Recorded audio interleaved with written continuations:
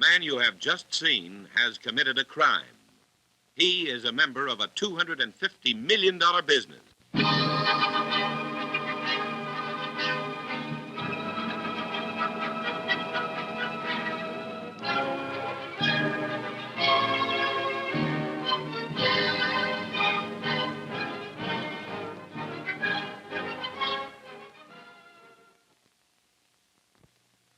Each year, thousands of shoplifters, or boosters as they are known to security officers, take millions of dollars worth of goods from all types of stores. The loss to the employer is great, but that loss is felt indirectly by the employee. Because, you see, the boss might be able to pay a little more in salaries if he could cut down on his shoplifting losses. Shoplifters fall into several general categories. Professionals, who have the more ingenious devices. Amateurs, who take for personal use. Juveniles, who steal for a number of reasons, among them temptation and excitement. And kleptomaniacs, who have no fear of being caught.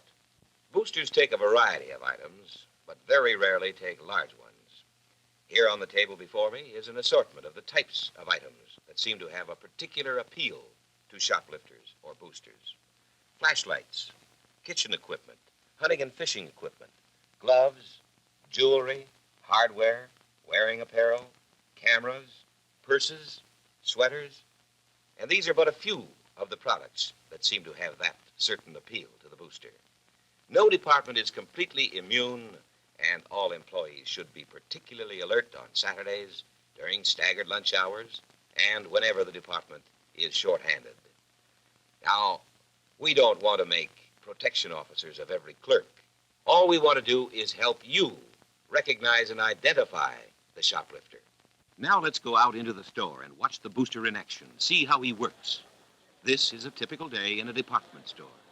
People are moving about, some are browsing, some are buying, and among them is a booster. Watch closely and see if you can spot the moment the item is taken. You'll have to watch closely. This booster is a professional, a smooth working operator who knows his business.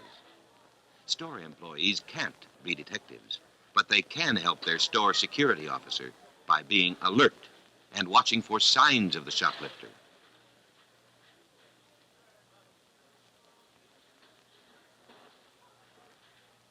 Now we'll go through that scene again, showing you just how the boost was made. The man comes up from the back, makes a quick decision on a purse, and slips it on the hooks inside his coat. The hooks are used primarily by professionals and are standard equipment in the theft of a wide variety of goods. Over in the coat department on this same day, another shoplifter is at work using quite a different method. The booster first waits until the clerk's attention is distracted by another customer, then moves in. As always, the booster looks over the merchandise first, and then, having spotted the item she wants, makes her move. First, she removes the coat she is wearing, usually of little value, and then tries on the fur. From outward appearances, she might be just another customer trying on a coat. But watch now, and you will see why this so-called customer is different. She tucks in the tag, a glaring sign of theft if it were observed out of the department. Then, in the manner of all shoplifters, she looks around. This is one of the most important clues to a booster, the hurried exit. Left behind the only sign of the boost, the empty hanger. Our coat stealer is well on her hurried way now, heading for the exit and final disposition of her prize. It is often that simple, and clerks should try to observe all potential customers in their departments. Let's look in on the dress department. We have a booster here who will use another method of shoplifting. She will put the dress in her shopping bag, a common way of boosting such items as these. Watch closely and see if you can detect any strong outward signs that a theft is being made. It might be well to point out that better than 50% of shoplifters are women. The theft you are trying to spot here is one of some 3 million a month made in stores across the nation. Let's go over that again. Our booster walks in. She wants a dress, and she'll get it. She moves to the rack to make her selection. Feeling that she is unobserved, but always looking around, the booster takes the dress off the hanger and carefully rolls it up. Once the dress is rolled, it goes into the shopping bag. Persons carrying shopping bags are not always shoplifters, but they should be carefully watched until it is definitely established. Otherwise, There will be the mute evidence of the empty hanger on the dress rack, an almost sure sign of theft. These empty hangers on the fitting room floor mean that a booster has probably worn a dress out of the department. Again, the empty hangers on the fitting room wall, another of the 3 million thefts each month. Boosters often work in teams, especially the professional. One person will act as a decoy, another as a shoplifter. Sometimes there will be a third person as a lookout. The taking of a man's suit usually requires a team of 2. They make their plans beforehand and then go to work. The actual booster enters the department first. It is his job to saunter through until he finds the suit he wants, and then spot the location for his partner.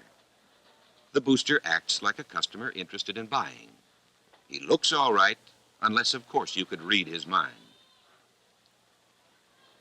Like anyone, the booster will look at a suit, check the price and size, and that's exactly what he is doing.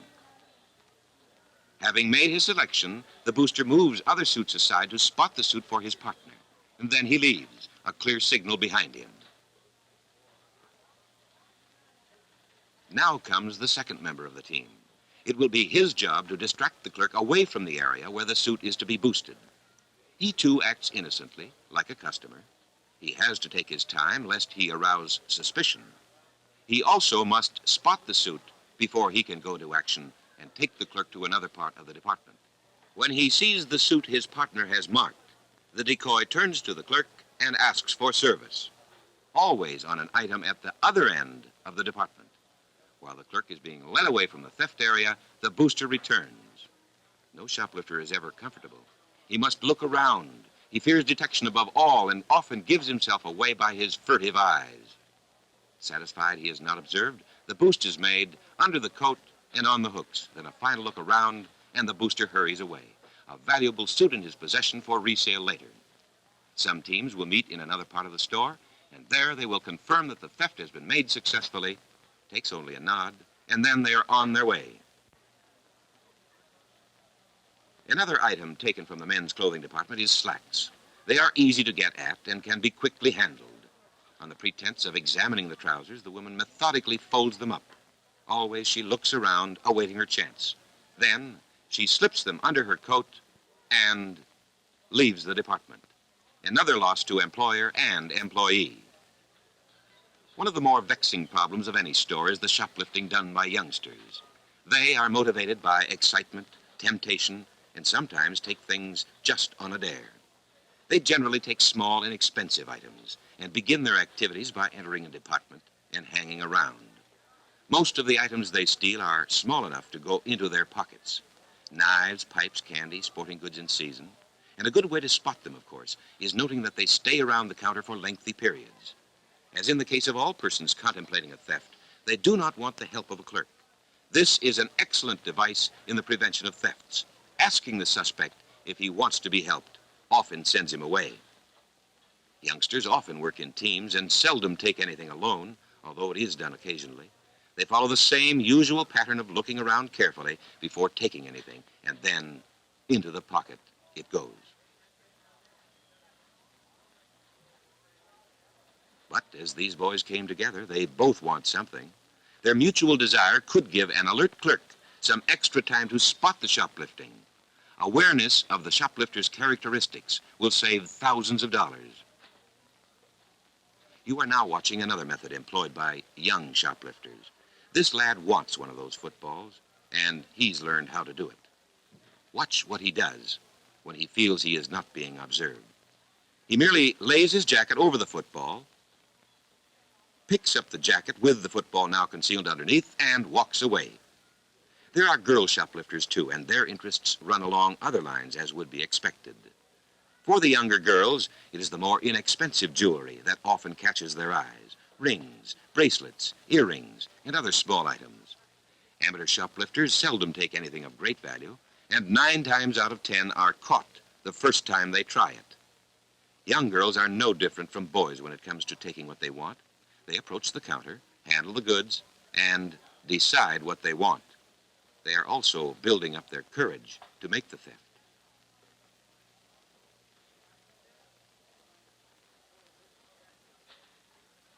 Her mind made up, she shows the jewelry to her friend who approves the selection. She looks it over, looks around to be sure, then she slips it into her pocket and wants to leave. But once again, as we saw with the boys, the other girl also wants something and refuses to leave. Then she too looks around before she takes one for herself. It cannot be stressed too many times that persons looking around are probably planning to take something.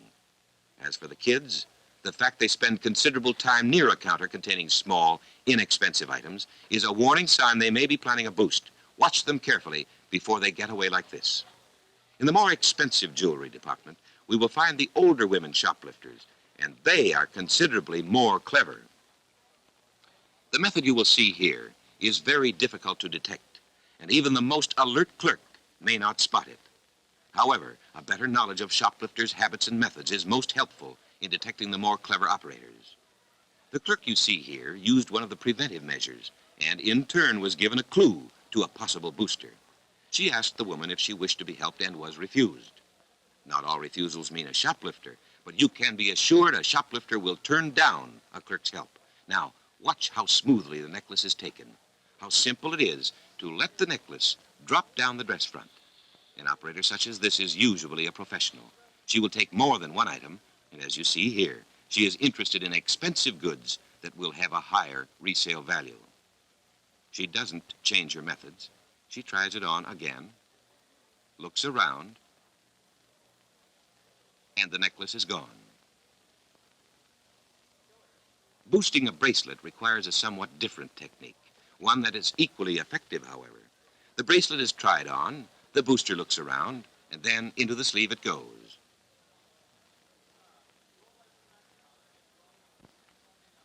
A fast way to shoplift is seen here. The open end of an umbrella leads to a handy carrier, and a shoplifter knows it. Just scoop it in, that's all there is to it. Remember, all clerks should think shoplifting at all times.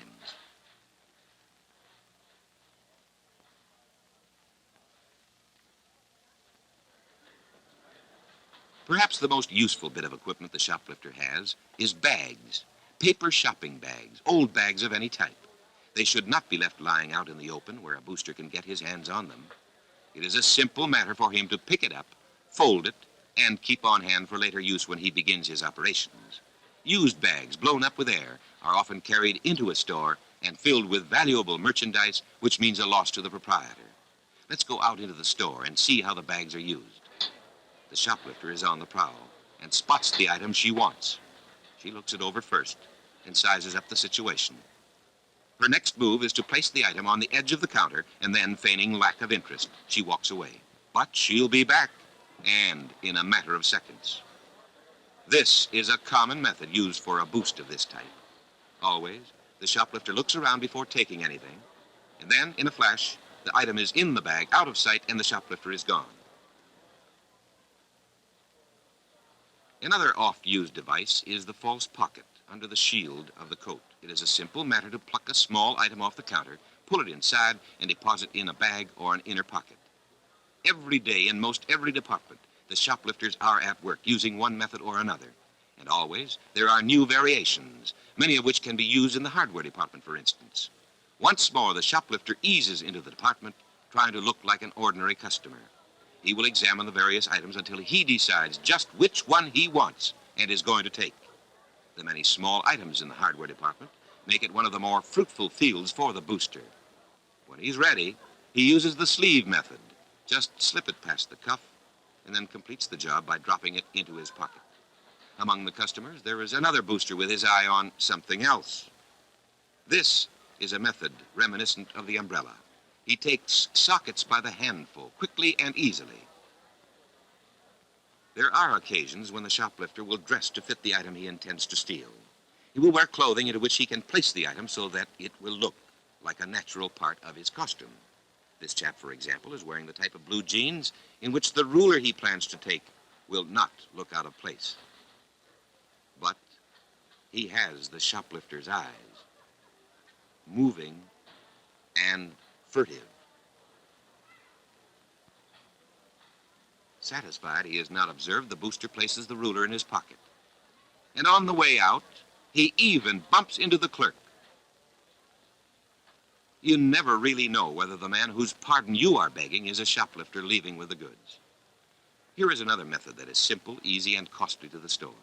Take a knife, fold in the blade, and drop it into the open top of an overshoe. Naturally, this type of shoplifting will happen only in the wintertime. Losses from shoplifting always run higher in the wintertime because of the heavier clothing that makes concealment so much easier. There is another type of booster, less common, of course, who is the determined, fearless shoplifter. He is likely to steal an expensive item, and there are times when size is of no importance. He makes no attempt to conceal the theft and seems to dare anyone to stop him when he leaves. Of course, he hopes that he is unobserved and will not have to bluster his way through. Most of us feel we are reasonably observant. Let's watch this next scene and see if we can spot the shoplifter. He will use a device we haven't mentioned yet, so watch closely. The method used here is one of the more popular types among accomplished boosters, and it proves out to be one of the most costly. It is particularly effective for small items in the soft goods line. Did you see it? This shoplifter is using the familiar booster box with the false bottom. The box looks normal, but as you can see, it is not. It is placed above the item to be taken, in this case gloves, and then the goods are pushed in, the box closes, and our man is on his way. The booster box can be used on dozens of items. An ideal theft is a camera. It is small, and it is generally expensive, and it is easy to handle. The box is merely placed over the camera, which is shoved inside. When the booster is ready to leave, he has his camera all wrapped. When he leaves, he takes the box with him and the camera too. Only the empty counter tells the tale. One of the most unusual thieves in operation is the kleptomaniac, who steals because of fascination and with no particular purpose. Often, an innocent bystander is a victim of this type of person who cannot explain to himself just why he steals or why he takes what he does. Watch the elderly woman behind the customer examining the vase. Something has attracted her attention, and she is standing by in hopes of getting it. It will be an item that no normal person would want, and it is an item the kleptomaniac will be unable to use. Let's see what it is. Now we know. It is the pair of glasses the customer has removed for a better look through the camera. Stealthily, but without fear, the woman eases up to her prize. Then, quickly, she takes the glasses and leaves, but not hurriedly. She has no fear of punishment, and she is happy because she has those glasses. Kleptomaniacs take many odd things: dog chains, a roll of tape, a pancake turner, shoelaces, a pair of socks, window glass, playing cards, and hundreds of other items. Let's see what our kleptomaniac will take next. Here she comes, and what will catch her eye? It appears to be that flower pot, another inexpensive item of fascination, and she takes it and is on her way. Another item, this time a typewriter, has caught her fancy. This is a little more bulky, harder to handle, and certainly more easy to spot. But it bothers her not, and though she has a little trouble lifting it from the counter and carrying it away, the kleptomaniac takes it. They are a significant factor in yearly shoplifting losses. You have seen many of the methods and tricks used by the shoplifters who operate every day in stores throughout the country. There are many more, of course, and the clever booster is always trying to devise something new. However, generally speaking, those we have shown you are the most common and are the type you will encounter most frequently. Let's look at some of them again. Remember the team that took the man's suit and how they did it? First, you'll recall, the booster sauntered in, spotted the suit he wanted, and set up the signal for his partner, the decoy. It was a signal that was very clear to the decoy and one that should be remembered by all personnel people. That suit all alone. Then came the next step, as the decoy arrives and spots the suit. His job is to take the clerk as far away from the suit as he possibly can. So he naturally wants to see something at the other end of the department. By their eyes ye shall know them. Watch for the roving, guilty eyes of the shoplifter. It means he will probably plan to take something that will be a loss to your employer. Sales personnel and all other employees should be alert for the booster box. These boxes are ingenious devices with false bottoms that make shoplifting much easier. It is ideal for small items and is most effective for taking goods from countertops. If you see a person carrying a wrapped package, keep a sharp eye on him. It may be a booster box. The use of hooks on the inner clothing has become widespread among certain boosters and enables them to walk away with thousands of dollars worth of goods each month. Winter clothing is essential for their use, of course. The method of stealing coats by simply wearing them out of the department is one that requires alertness by the sales force. This theft can be achieved by one or more persons. If the department is short-handed, one person might get away with it while the clerk is occupied.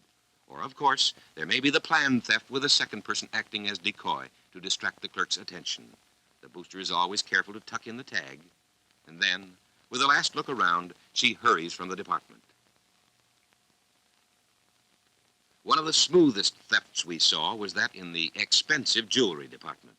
Here only the eyes give a clue, as the merchandise is deftly handled and stolen. Always carefully watch any person who seems to be looking around unduly. One way that deters many shoplifters is to ask them if they want to be helped. They will always refuse, but will sometimes feel they are being watched and go away. At this same counter, the blonde girl used two methods of shoplifting. One, which you have seen, was dropping jewelry down her dress. The other, in the case of this bracelet, is slipping it up her sleeve. She can later drop it into a pocket or shopping bag. Bags are one of the most valuable props the shoplifter has and should not be left lying around where they might be picked up by anyone. Another source for bags is the wastebasket. Be particularly suspicious of a person who carries a used or wrinkled bag. The bag has many uses for the shoplifter, and in the time it takes to tell you, you will see one of them on this screen.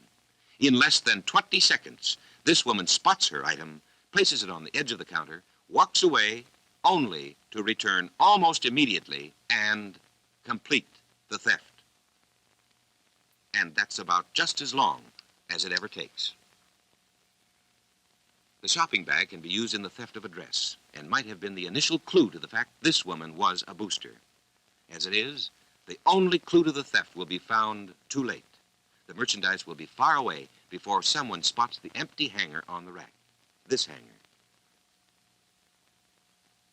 And these empty hangers on the fitting room floor and on the fitting room wall are the signs of a theft that came too late. Remember this fellow? He took a ruler, but first he looked around, as all shoplifters do. It is the booster's trademark that always precedes thefts, such as this. Watch for it. Youngsters, teenagers of both sexes, should be watched carefully if they loiter around counters for any undue amount of time. They are prone to take small items, sporting goods and jewelry, and most often just slip it into their pockets. Sales personnel can help cut down on shoplifting, not by being detectives, but by being alert and by giving the booster more attention than he wants. If a person comes into your department, do not wait too long before approaching that person and offering service. Most shoplifters will refuse the offer, but many of them, feeling they are observed, will hurry away. If a clerk is suspicious of someone who has been handling merchandise, she should check her area for thefts and report it to her superior. Shoplifting is a big business, and it should also be the business of store employees to combat these heavy losses. If you see someone like this in your store, if you observe a theft, report it to your superior immediately. He will know how to handle the situation. If you cannot reach your superior, call your counter number or pick up a phone and look at the suspect. If he is a shoplifter, he'll be watching you and probably leave.